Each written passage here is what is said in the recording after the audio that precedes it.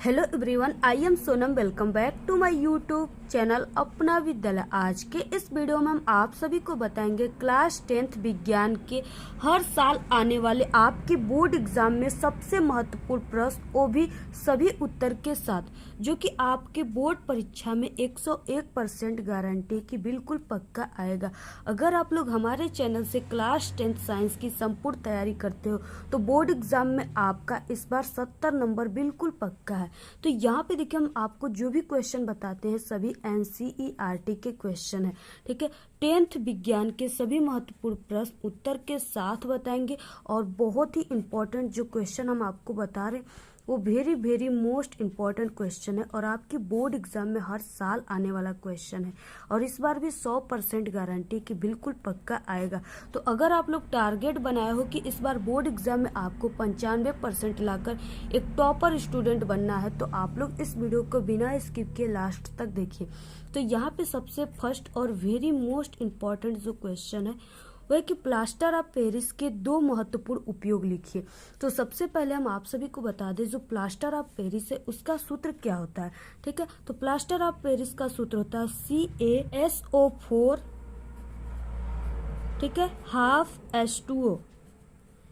ये जो सूत्र होता है ये प्लास्टर ऑफ पेरिस का है। ठीक है, इसका जो रासायनिक नाम है वो कैल्शियम सल्फेट हेमीहाइड्रेट होता है। ठीक है, कैल्शियम सल्फेट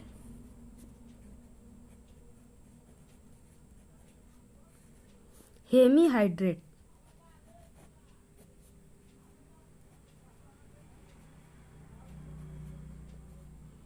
ठीक है, कैल्शियम सल्फेट हेमीहाइड्रेट का। तो यहाँ पे प्लास्टर ऑफ पेरिस का ये क्या है, अणु सूत्र है और ये यहाँ पे इसका रासायनिक नाम है। ठीक है, तो ये भी लिखने के लिए आता है 1 नंबर में, इसलिए आप लोग इसको भी याद रखिए। इसके बाद देखिए, प्लास्टर ऑफ पेरिस के दो महत्वपूर्ण उपयोग क्या है, जो कि बहुत ही इंपॉर्टेंट ये क्वेश्चन है। ठीक है, यहाँ पे देखिए क्वेश्चन है प्लास्टर ऑफ पेरिस के दो महत्वपूर्ण उपयोग लिखिए।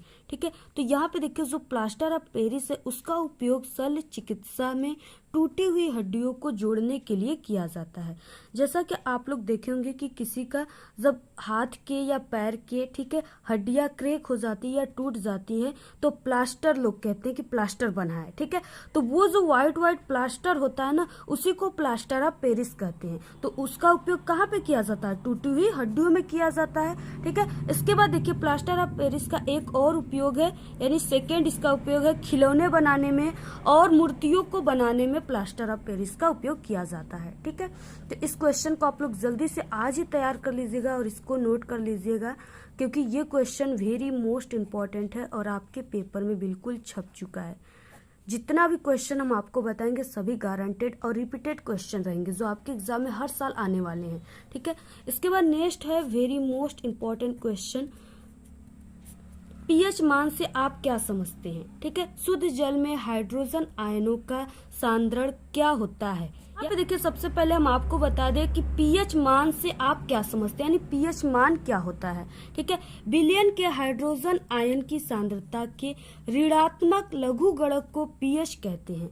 यानी कि जो विलयन होता है, ठीक है, विलयन के हाइड्रोजन आयन की जो सांद्रता होता है, यानी गाढ़ापन, सांद्रता के ऋणात्मक लघुगणक को ही पीएच कहते हैं। अब इसके बाद इसमें दो क्वेश्चन दिया था कि शुद्ध जल में हाइड्रोजन आयनों का सांद्रण क्या होता है। ठीक है, तो यहाँ पे देखिए पहले हम आपको पीएच का जो सूत्र होता है, ठीक है, वो होता है pH इक्वल -log 10, इस तरह से यहाँ पे इन ब्रैकेट H+। ठीक है, तो ये जो है ये पीएच का सूत्र है, या आप लोग इसको इस तरह से भी लिख सकते हैं H+ इक्वल 10 की पावर माइनस pH।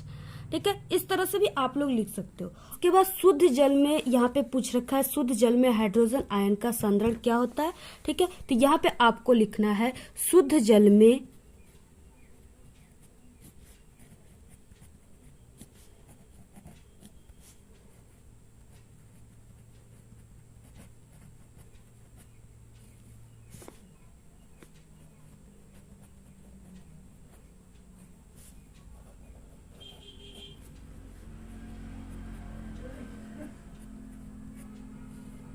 सांद्रण, ठीक है, कितना होता है 1 × 10⁻⁻7, ठीक है, मोल बटे लीटर, ये इसका यूनिट है, मात्रक है, ठीक है, होता है।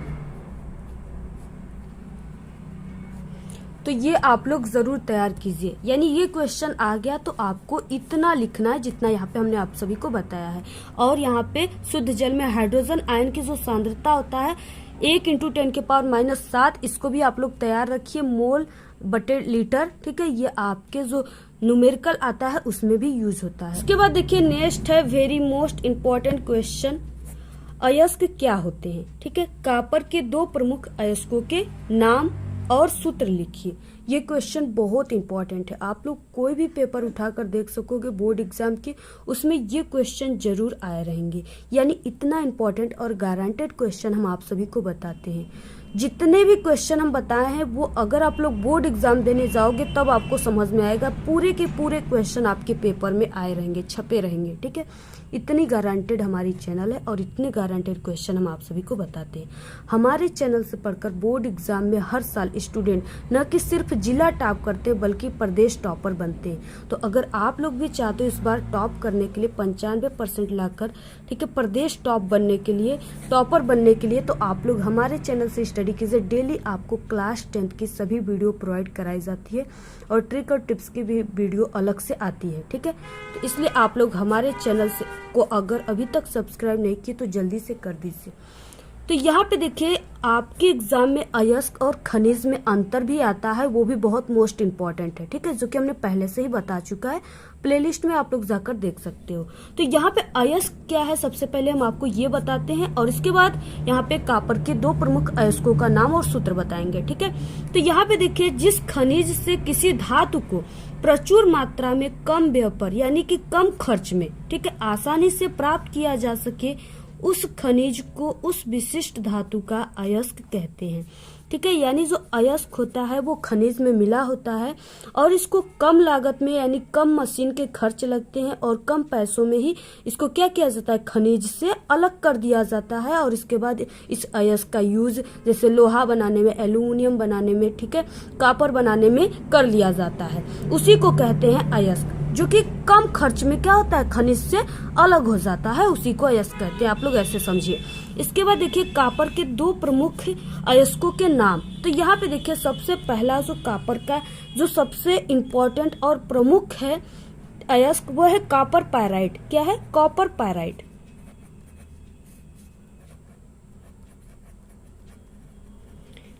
कॉपर पायराइट, ठीक है, जिसका सूत्र होता है CuFeS2। ये क्या है? कॉपर पायराइट का सूत्र है, जो कि कॉपर के 2 प्रमुख अयस्क है। तो यहाँ पे पहला है कॉपर पायराइट, इसके बाद दूसरा है रूबी कॉपर,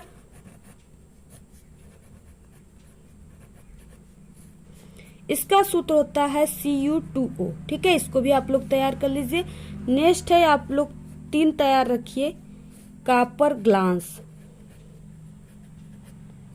इसका सूत्र होता है Cu2S, ठीक है। तो यहाँ पे हमने आप सभी को 3 बताया, आप लोग तीनों को तैयार कर लीजिए, बहुत इंपॉर्टेंट है और ये क्वेश्चन आपके बहुविकल्पी क्वेश्चन में भी आता है, ठीक है। तो अगर आप लोग तैयार किए रहोगे तो आप लोग कर सकोगे बहुविकल्पी क्वेश्चन में भी, और ये लॉन्ग क्वेश्चन में भी आता है, उत्तरी लघु क्वेश्चन में, लघु उत्तरी क्वेश्चन में, सभी क्वेश्चन में ये क्वेश्चन आता है। तो आप लोग इस तीनों का नाम और अयस्क किसे कहते हैं पूरे क्वेश्चन को तैयार कर लीजिए। इसके बाद देखिए नेक्स्ट क्वेश्चन है, प्रतिस्थापन अभिक्रिया किसे कहते हैं, एक उदाहरण देकर स्पष्ट कीजिए, ठीक है।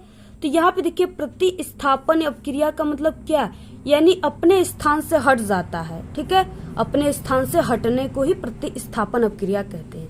तो यहाँ पे देखिए सबसे पहले प्रतिस्थापन अभिक्रिया में क्या होता है, तो यहाँ पे देखिए जब किसी संतृप्त हाइड्रोकार्बन के, संतृप्त हाइड्रोकार्बन यानी कि जिसके पूरे हाइड्रोजनों की संख्या क्या हो, समान हो, ठीक है, जब किसी संतृप्त हाइड्रोकार्बन के हाइड्रोजन परमाणु को एक एक करके क्लोरीन के परमाणु द्वारा प्रतिस्थापित यानी हटाया जाता है, ठीक है, प्रतिस्थापित करते हैं, तो इसे प्रतिस्थापन अभिक्रिया कहते हैं, ठीक है।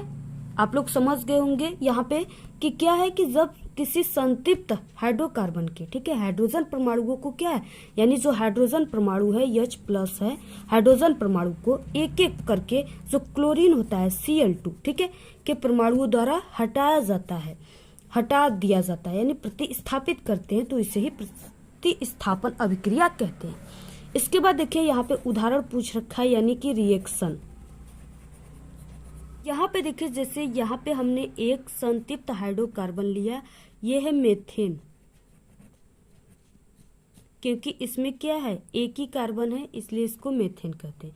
तो यहाँ पे हमने मेथेन लिया प्लस Cl2, क्योंकि यहाँ पे हाइड्रोकार्बन के हाइड्रोजन परमाणु को क्या करेगा, क्लोरीन एक एक हटाएगा, तो यहाँ पे हाइड्रोजन परमाणु को हमने ले लिया CH4 मेथेन, और यहाँ पे क्लोरीन को भी हमने ले लिया, ठीक है। इसके बाद देखिए ये जो रिएक्शन होगा ये सनलाइट में होगा। तो यहाँ पे देखिए अब क्या होगा कि यहाँ पे जो क्लोरीन है वो हाइड्रोजन की एक एक परमाणु को हटाती जाएगी, ठीक है। तो यहाँ पे क्या हो जाएगा, CH3Cl प्लस HCl। अब यहाँ पे आप लोग देख सकते हो कि ये क्लोरीन जो है वो यहाँ पे 4 हाइड्रोजन है, तो यहाँ पे सनलाइट के उपस्थिति में क्लोरीन जो है इसका क्या किया, एक हाइड्रोजन परमाणु को हटा करके वो अपना इसका स्थान ले लिया, ठीक है, यानी अपने खुद इसके स्थान पर आ गई और हाइड्रोजन को एक हटा दी। तो यहाँ पे ठीक है, तो यहाँ पे क्या हो गया, यहाँ पे CH3Cl, यानी एक क्लोरीन यहाँ पे जुड़ गया और एक यहाँ पे क्लोरीन और बचा है और एक हाइड्रोजन, तो यहाँ पे HCl हो गया, ठीक है, हाइड्रोक्लोरिक अम्ल। इसके बाद देखिए अब जो यहाँ पे चीजें प्राप्त हुई हैं उसको फिर से हम क्लोरीन के साथ रिएक्शन कराएंगे। तो यहाँ पे CH3Cl है, तो यहाँ पे आपको CH3Cl ले लेना है और प्लस यहाँ पे Cl2 फिर से ले लेना है।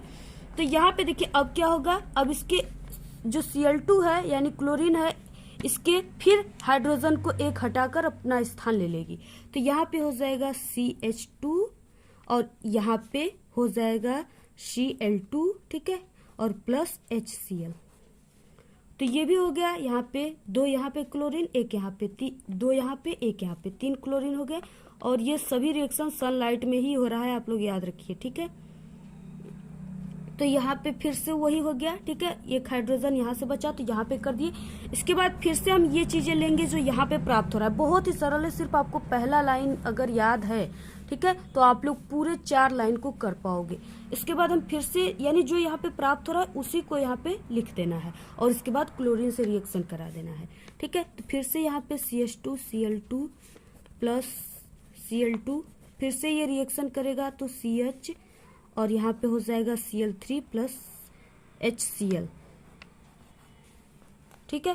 फिर से अब इसको हम यहाँ पे ले लेते हैं CH Cl3 प्लस Cl2, इसके बाद ये रिएक्शन करके क्या बना, Cl4 प्लस HCl, ठीक है। जैसा कि आप लोग देख सकते हो कि यहाँ पे जो H है इसके एक Cl से रिएक्शन करके HCl निकाल दिया, और उसके बाद यहाँ पे C है, ठीक है। तो यहाँ पे एक ही क्लोरीन का यहाँ पे हम यूज किए हैं और यहाँ पे 3 2 5 5 ठो क्लोरीन है, तो यानी एक यहाँ पे यूज कर लिए, 4 क्लोरीन बचा है, इसलिए यहाँ पे CCl4 यानी कार्बन टेट्राक्लोराइड प्राप्त होता है।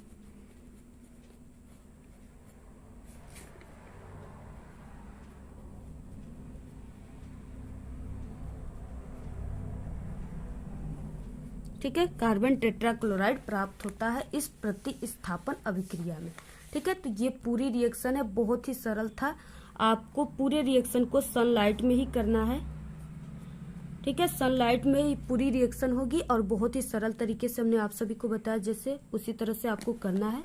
तो आप लोग इस प्रतिस्थापन अभिक्रिया को तैयार कर लीजिए, बहुत ही इंपॉर्टेंट है, ये आपके एग्जाम में कई बार यानी 10 से भी अधिक बार आने वाला ये क्वेश्चन है, बहुत इंपॉर्टेंट है। तो आप लोग इन सभी क्वेश्चन को जल्दी से तैयार कर लीजिए, आपका बोर्ड एग्जाम में साइंस में 70 नंबर बिल्कुल पक्का है, ये मेरी 100% गारंटी है। और हमारे चैनल पे, ठीक है, जो आपके साइंस के 3 पार्ट हैं, तो फिजिक्स वाली पार्ट पूरी समाप्त कर दी गई है, ठीक है, केमिस्ट्री वाले भी पूरे बता दिए गए हैं, और जो इम्पोर्टेंट क्वेश्चन छूटे थे उसको हम बता रहे हैं। इसके बाद जो जीव विज्ञान है उसके भी 3 चैप्टर पूरे समाप्त कर दिए गए हैं, ठीक है, और बाकी के चैप्टर अभी बताना है। तो आप लोग हमारे चैनल से स्टडी कीजिए, डेली पूरे इंपॉर्टेंट वीडियो आपको बताया जा रहे हैं। क्लास 10th के संपूर्ण सब्जेक्ट की तैयारी बोर्ड एग्जाम की बहुत ही तेजी से कराई जा रही है। तो आप लोग प्लेलिस्ट में जल्दी से सभी वीडियो को देख लीजिए और आप लोग इस वीडियो पे कम से कम अपना 500 लाइक जरूर दीजिए, ठीक है। यानी आप लोग वीडियो को देखिए, शेयर कीजिए और डेली वीडियो को आप लोग देखेंगे तभी अच्छे अच्छे वीडियो आएंगे। और अब हम आप सभी को 3 वीडियो प्रोवाइड कराने वाले हैं, तो आप लोग बताइए कि कब से हम आपको एक दिन में 3 वीडियो प्रोवाइड कराएं। जब से आप लोग पढ़ना स्टार्ट कर दोगे तभी हम आपको अच्छे से 3 वीडियो प्रोवाइड कराएंगे ऑल सब्जेक्ट के, ठीक है। क्योंकि आपके एग्जाम बहुत ही करीब आ चुके हैं, बोर्ड एग्जाम, तो आप लोग अब हार्ड वर्क कीजिए तभी बोर्ड एग्जाम में अच्छे नंबर यानी 95% ला पाओगे। आपको ये वीडियो कैसा लगा? अगर वीडियो पसंद आए तो एक बड़ा सा लाइक कर दे, चैनल पे नए तो सब्सक्राइब जरूर करें। आप लोग इस वीडियो को ज्यादा से ज्यादा अपने सभी दोस्तों में शेयर कीजिए। हमारे चैनल पे बोर्ड एग्जाम से रिलेटेड कई इंपॉर्टेंट ट्रिक और टिप्स की वीडियो अपलोड है। आप लोग अगर विजिट नहीं किए तो एक बार आप लोग हमारे चैनल पे विजिट जरूर करें। तो आज के इस वीडियो में सिर्फ इतना ही। आप लोग कमेंट करना बिल्कुल ना भूले। Thanks, all the very best, bye bye.